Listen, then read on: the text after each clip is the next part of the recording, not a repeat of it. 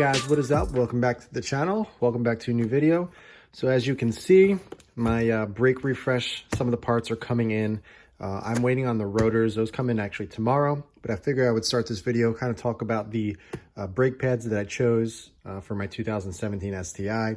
We'll go over why I chose these, what other ones that I was actually considering and comparing against, and the specs of these, and also just go over why I chose these over anything else. Now, if you guys can't read, it's pretty self-explanatory what I went with, but I decided to go with the Hawk Street 5.0 pads. I did a lot of research in terms of what pads are best for the street.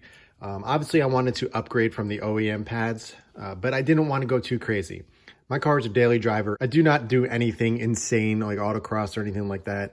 The car is 100% driven on the street, but I do drive the car spiritedly, and I did want to have a little bit of an upgrade over stock. Some of the main things that I was looking for is obviously the initial bite. I want that, firmer pedal feel. And also I wanted something that was actually going to, perform a little bit better than stock in terms of just stopping power and fading. And obviously just the longevity of them. I'd rather get something that's going to last a little bit longer as well, pay a little bit more for a better pad as opposed to getting another set of OEMs and having them go out, every 25 to 30,000 miles. Another feature that I was closely looking at was the amount of dust. Now, there's kind of a trade-off. You can't have quiet and low dust. There are some pads and some compounds that are said to, be low dust as well as be very quiet.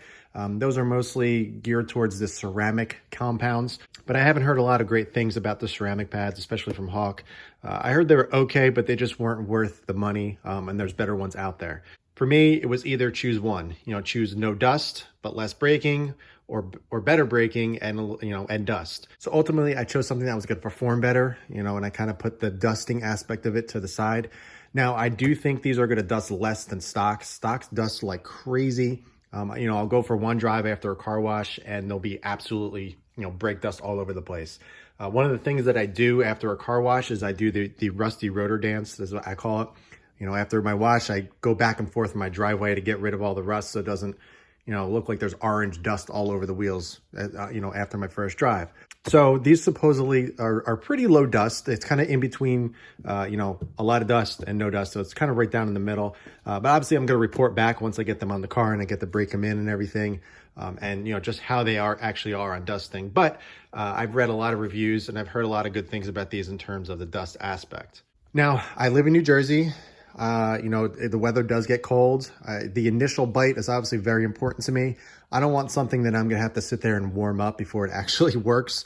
Like I said, it's a daily driven car. I'm not going to get in the car and warm up the brake pads and the rotors and everything and make sure they're ready to brake. I want to be able to get in and go. And I feel like that's very relatable to most people. A lot of people don't, track their cars. And if they do, they'll get a specific track pad, only to be used on the track or autocross or something like that. They'll have separate dedicated pads for that. But for me, I really wanted to focus on the street aspect. But again, I wanted something a little bit better than OEM. Now let's quickly take a look at the stock pads that I'm running on my STI. I have a 2017 STI, so I do not have the upgraded, 2018 plus calipers, which are really, really nice. These are the basic 4 pots that come on all 2008 plus STIs. They're nice. They're a little bulky and big. I do prefer the 2018 pluses, but this is what I have. They perform really well for what I use the car for. I was thinking about upgrading to the 2018 plus. Just the value of it wasn't really there just to upgrade for something that I don't even use the full capacity of these. Now, I haven't changed the pads yet. These are the stock pads. I've been running them. I just hit 32,000 miles. So the fronts are definitely getting low. I've noticed a little bit of a squeak when I'm, slowly coming to a stop. So that was my initial indication that, okay, the pads are on their way out. It's time to change them. So, we'll start looking into some options. Now, it's very hard to see. I'm not going to be able to really show you just how much meat is left on the pad. It's definitely low and ready for a change. The rears, again, going to be really hard to show you. I don't think I'll be able to, but the rears definitely have a little bit more. Front braking or the front calipers do 85% of the braking. The rears will definitely last much longer. So I really didn't need to replace these, but I'm doing a full brake refresh. I'm doing rotors, pads, a full brake bleed of the system. Some will say do stainless lines as well, but I'm skipping the stainless lines. I've done them before. I really didn't find a big change in that, so I'm not going to do those. But I also did the parent brake cylinder brace in there, which really, really helps alone. So with that brace paired with everything else, I think it's going to be a really nice setup, especially for the street. Now I'm going to be doing a full install of both the rotors and the pads once they come in, but I wanted to make a separate video going over just the pads because I know some people are interested in those. And so instead of doing a full, collaborative video of showing the pads, showing the rotors, showing the install, I thought it'd be much more helpful just going over each specific part in a separate video. So if anybody's interested in that specific modification or part of the brakes, they can just refer to this single video. So at a quick glance, this is the part numbers that you'll need. This is for any 2008 to 2017 STI. If you have the 2018, you're going to have different pads. If you have under a 2008, they're a little bit different as well, I believe. I think they changed it a little bit. So you're going to have to be looking at different part numbers. But this is what you're going to need if you have anything from a 2008 to a 2017. Now, there are so many options for brake pads. It's crazy. It gets overwhelming. Everything starts bleeding together, especially for a street pad.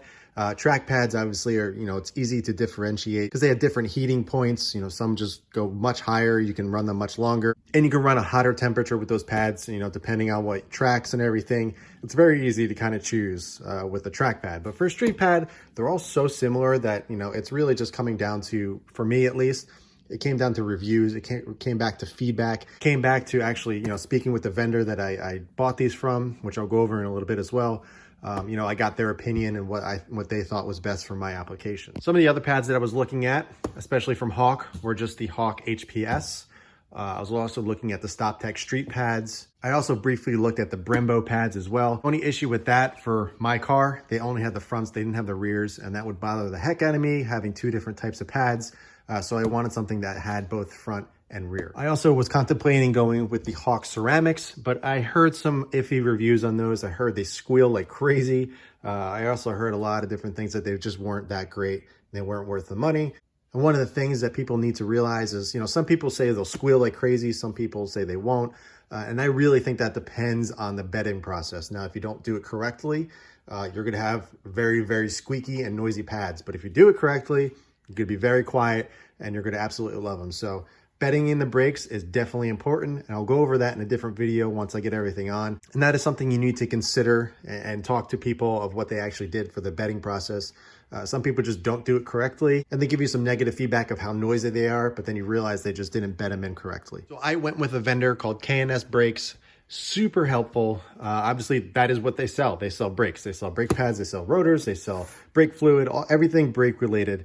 When I see a vendor or a company that is dedicated to that specific modification, for this instance, brakes, I kind of tend to lean towards them, mainly because they know what they're talking about. That is what they sell. It's not like a company where they sell all different types of things and they don't really know and they're at the ask other people and everything like that.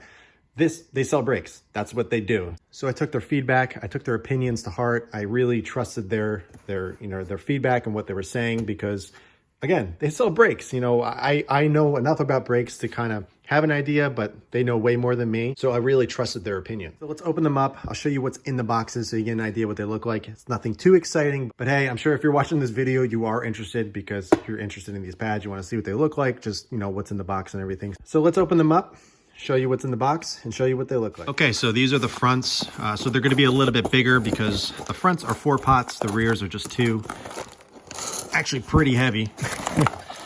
So what you get in the box is, the first thing you get is some grease. You're going to be putting this on the back of the actual brake pad, not the actual compound part. You're actually going to put this on the shim on the back of the brake pad where it touches the actual piston. What this actually is going to do is actually keep things quiet and just make things work properly. So you get a little grease packet, you got to rub them on the back. Again, I'm going to go over all this stuff when I do the install, but this is what you get in the box. You also get a nice little sticker if you're into that sort of thing. So these are the fronts, really heavy for what they are. So let's open up this package, get a little bit better look at what they look like, and then we'll move on to the rears. Okay, so let's break this packaging off. They all look very similar, but when you spend $150 just on the front pads, it's definitely worth taking a look. So here is the compound. This is what it looks like. very smooth. You got a lot of meat. I mean, I'm going to compare this, the stock ones compared to these just to show you how low those are and just, what a brand new pad looks like in terms of the actual height. Again, these are a street pad, so it's going to be a little bit softer than a more aggressive track pad. Definitely feels quality. This is actually my first set of Hawks. I've ran the Stop Tech Street before, so this is my first time running Hawks, but I've heard some great things about them. Really looking forward to trying these out. Should be a really nice street setup, and I think it's going to be exactly what I'm looking for. So again, these are the fronts. You get 4, obviously 2 per side. The rears, again, they're a little bit smaller because they're 2 pots. So, they're going to look a little bit different, but this is what the fronts are going to look like. Now, if you have the 2018 Plus with the 6-pot, these are going to be much bigger. You're going to have pretty much a whole entire other section over here. So they definitely look a little bit cooler than this because they're pretty massive. But these are really nice quality, really heavy. Should be a really nice addition to the car. So on the back of the pad on the shim, you get a little bit of information, which is the part number, the type of pad it is. And I'm not sure what all this is. So if anybody is interested, if they get a new car and they want to know what kind of pads they have, take them out and look on the back, and then it'll give you everything that you need to know. So let's open the rears. Again, going to be very similar, just a little bit smaller. And then we'll wrap up this video. Okay, so here are the rears, as we talked about. There's a part number if you need it. Not much more to really talk about other than just to show you what they look like. Again, very similar. You get the grease packet that you're going to use on the back of the pads. You get another sticker as well. Now for me, if you are doing pads, I would recommend doing the front and the rear.